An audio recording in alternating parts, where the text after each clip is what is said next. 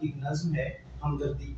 یہ ماخوذ ہے ولیم کوپر سے اور اس کے جو عنوان ہے اس کے نیچے لکھا ہوا ہے بچوں کے لیے.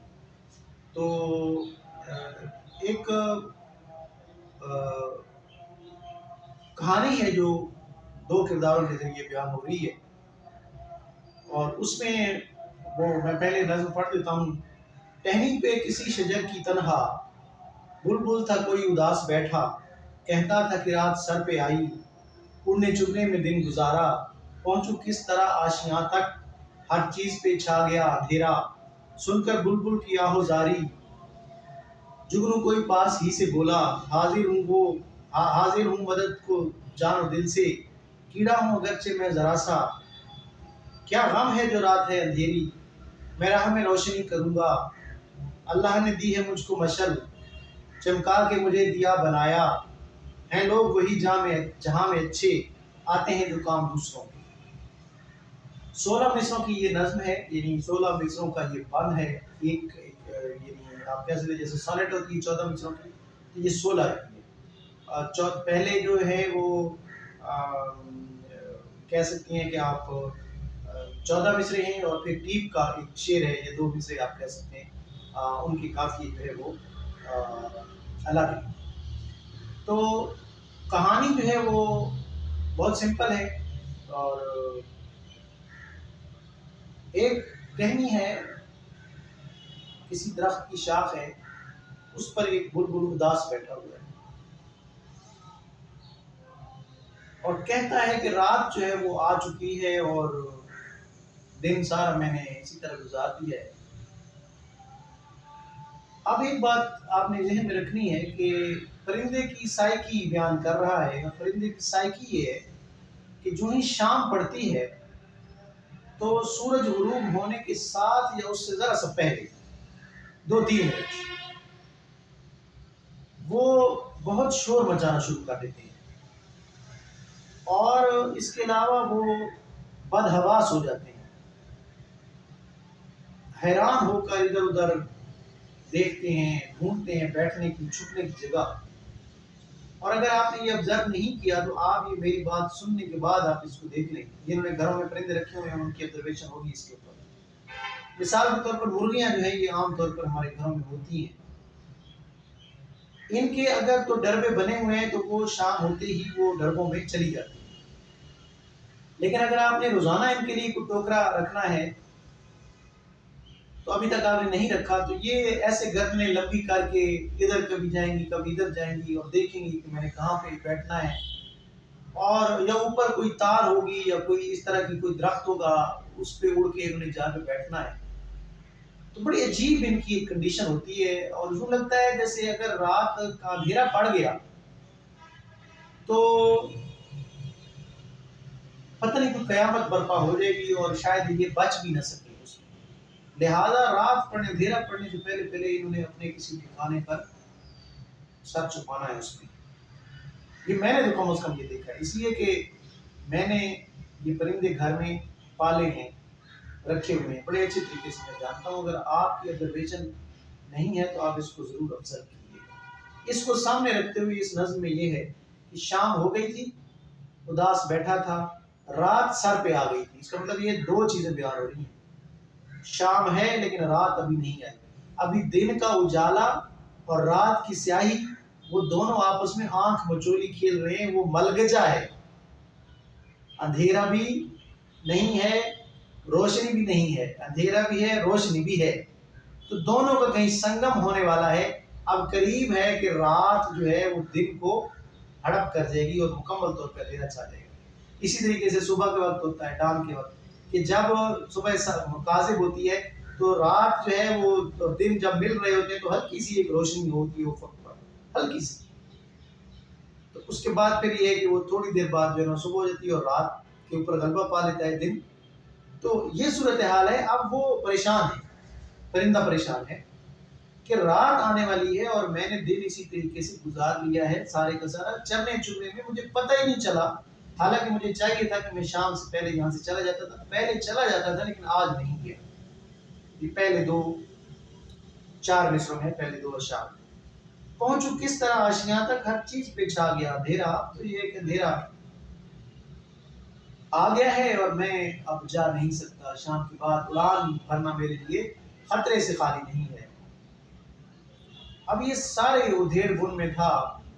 یہ اس کا انٹرنل مونولاگ ہے، یہ خود کلامی کر رہا ہے. بلبل بلبل ایک کریکٹر ہے، خود کلامی کر رہا ہے. یہ اپنے آپ سے کہہ رہا ہے کہ یار جیسے انسان پریشان ہوتا ہے بعد وہ اپنے آپ سے باتیں کرنا شروع کر دیتا ہے، اور جب وہ پریشان نہیں بھی ہوتا تب بھی وہ اکیلے میں گنگنا رہا ہے یا بعض دفعہ اپنے آپ کچھ نہ کچھ کہہ رہا ہوتا ہے. یہ اس طرح کی چیز جو ہے وہ بیان کر رہا ہے. سن کر بلبل کی آہوزاری، جگنو کوئی پاس ہی سے بولا آئے. یہ جب وہ کہہ رہا تھا تو یہاں سے پتہ چلتا ہے کہ وہ جو ڈاٹس ریڈر نے پورے کرنے ہیں، فل کرنے ہیں، اب جو ہے وہ خالی یہ سوچ نہیں رہا.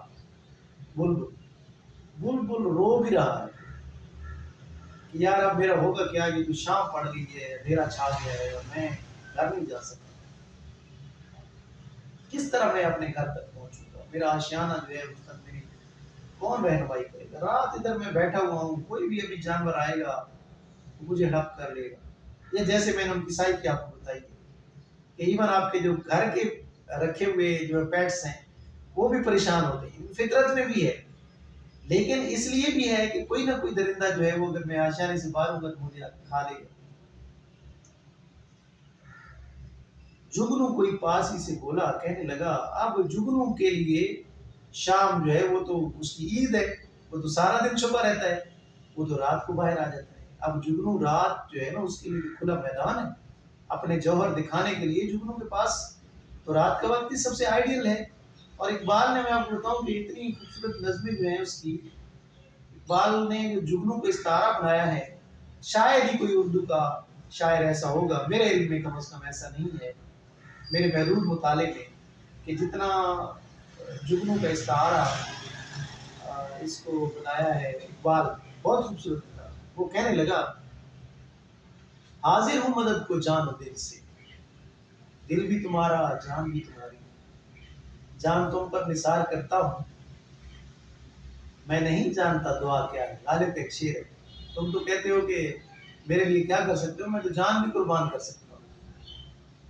کیڑا ہوں اگرچہ میں ذرا سا، میں تمہارے لیے کچھ بھی کرنے کے لیے تیار ہوں. دل و جان حاضر کرنا یہ محاورہ ہے. مطلب یہ ہے کہ میں آپ کے لیے کوئی بھی کام کر سکتا ہوں، مشکل سے مشکل بھی آپ کے لیے میں اپنے لیے خطرہ مول لے سکتا ہوں. اگرچہ میں دیکھنے میں بہت معمولی سا کیڑا ہوں لیکن بہرحال میں کام آ سکتا ہوں. ایسی کوئی بات نہیں ہے. یہ وہی بات ہے جو خدا نے کسی بھی چیز کو نہیں بنایا نکما. بلبل بڑا خوبصورت ہے، اس کے گلے میں بڑا جادو ہے جب وہ بولتا ہے. یہ شاعری میں، اردو شاعری میں یہی بتایا کہ بڑا خوبصورت پرندہ ہے. کہا جاتا ہے ایران کا بلبل اور ہے جو بولتا بھی کوئل کی طرح، ہمارا بلبل اس طرح بولتا نہیں ہے لیکن بہرحال دیکھنے میں تو خوبصورت ہے. اگر اس کو بھی آپ دیکھیں تو اس کے مقابلے میں جو کیڑا ہے جو کچھ بھی نہیں ہے، ایک مکھی جتنا ہوتا ہے. اگر آپ اس نے دیکھا ہو مچھر سے تھوڑا سا بڑا، دم اس کی جو ہے وہ چمک رہی ہوتی ہے. تو بھائی خوبصورتی جو ہے وہ الگ ہے اور کام دونوں کے الگ الگ ہے. رات کو بیکار ہے بلبل لیکن جگنو کا آرامد ہے. کیا غم ہے جو رات ہے اندھیری، میں راہ میں روشنی کروں. میرے دوست پریشان کیوں ہوتے ہو، میں ہوں نا. آپ جب بہت زیادہ کوئی بندہ پریشان ہوتا ہے تو آپ اس کو کہتے ہیں، جب اس کے غمخوار اس کے جو منس ہوتے ہیں وہ کہتے ہیں یار پریشان ہو، میں ہوں نا. کم از کم وقتی تسلی تو اس کو آ جاتی ہے. وعدہ نہ ہو، وہ کہتے ہیں کہ امید تو بن جاتی، تسکین تو ہو جاتی، وعدہ نہ وفا کرتے، وعدہ تو کیا ہوتا. تو یار اتنا ہی کہہ رہے تھے کہ ٹھیک ہے یار کچھ نہیں ہوتا، میں ہوں نا تیرے ساتھ. اب بلبل کو تسلی دے رہے ہیں، کہتا ہے میں روشنی کروں گا، اندھیرا ہے تو کیا ہوا، میں ہوں نا. میرے اوپر یہ لگا ہوا ہے، میری لائٹ ہے میری دم کے اوپر، تم دیکھو میں کیسے روشنی کرتا ہوں. اللہ نے دی ہے مجھ کو مشل، چمکا کے مجھے دیا بنایا، مجھے اس نے دیا بنا دیا. مجھے مشل جو دی ہے، میں لالٹین ہوں، میں بلب ہوں، میں انرجی سیور ہوں، میں ٹارچ ہوں. تم اس سے کام تو لو. تم دیکھو رات کتنی ہی اندھیری کیوں نہ ہو، کمرہ کتنا ہی اندھیرا کیوں نہ ہو، ماچس کی صرف ایک تیلی آپ جلائیں گے، ایک چھوٹا سا شعلہ ہوتا ہے پورے کمرے کو روشن کر دیتا ہے. اور آپ کو اگر کوئی چیز نہیں مل رہی ہوتی تو وہ آپ کو 1 منٹ میں نظر آ جاتی ہے، 1 سیکنڈ میں نظر آ جاتی ہے. تو بھائی روشنی کے اندر اتنی طاقت ہے. اسی طریقے سے جو جہالت کا ہے اس کو اندھیرے کے ساتھ تشبیہ دی گئی، اور جو روشنی ہے اس علم جو ہے اس سے روشنی کے ساتھ تشبیہ دی گئی. کیا جاننے والا اور نہ جاننے والا دونوں برابر ہو سکتے ہیں؟ کیا عالم اور جاہل دونوں برابر ہو سکتے ہیں؟ تو آپ نے یہ علم حاصل کرنا ہے. روشنی جو ہے وہ علم ہے، استعارہ ہے علم روشنی کا، اور روشنی علم کی، جانکاری کی. اندھیرے میں کوئی چیز نظر نہیں آتی، روشنی میں سب چیز نظر آ جاتی ہے. آپ اندھیرے میں ہیں، آپ جہالت میں ہیں، آپ کو کوئی نہیں پتا کس بندے کی کتنی قدر قیمت ہے. لیکن جب آپ پڑھیں گے، جب آپ کو علم حاصل ہوگا، آپ کو پتہ چلے گا. خدا کو تو چھوڑ، وہ تو بڑی چیز ہے نا، خدا جس نے تمام کائنات کو بنایا ہے. آپ تو کسی ایک مذہب کے اوپر جب آپ رکیں گے تو آپ کو حیرت ہوگی کہ یہ ہے، یہ شاہکار ہے اس خدا کا، اس پتہ نہیں وہ خود کیسا ہوگا جتنی خوبصورت چیز اس نے بنائی. ہیں وہی لوگ جہاں میں اچھے جو آتے ہیں کام دوسروں کے. دنیا میں تو ہے ہی کام کے اچھے لوگ وہی جو دوسروں کے کام ہیں، اس کے علاوہ تو پھر کوئی زندگی کا مقصد ہی نہیں. بظاہر یہ ایک دو لوگوں کے درمیان مقابلہ ہے. ایک لوگ جو ہے وہ لوگوں میں سے ایک لوگ جو ہے، ایک کریکٹر جو ہے وہ کیڑا ہے اور ایک پرندہ ہے. لیکن آپ اس میں دیکھیں کہ جیسے میں نے بتا دیا، جہالت اندھیرا ہے، علم جانکاری نالج تعلیم یہ روشنی ہے. آدم کی تخلیق جب ہو گئی تو اس کے بعد اس کو ہادیوں کی ضرورت پیش آئی، اس لیے کہ یہ وہ سوشل اینیمل ہے جو فطرت کے اصولوں کو بلا دیتا ہے. فطرت کے اصولوں کی کرتا ہے نگہبانی، یا بندہ صحرائی یا مرد کوہستان. یہ بھی بات ہے. جانور اپنی فطرت نہیں بھولتا، اسے پتا ہے کہ میں نے کب کیا کرنا ہے. فطرت نے جو فیڈ کر دی، انسان کو جو فیڈ کیا وہ بھول جاتا ہے.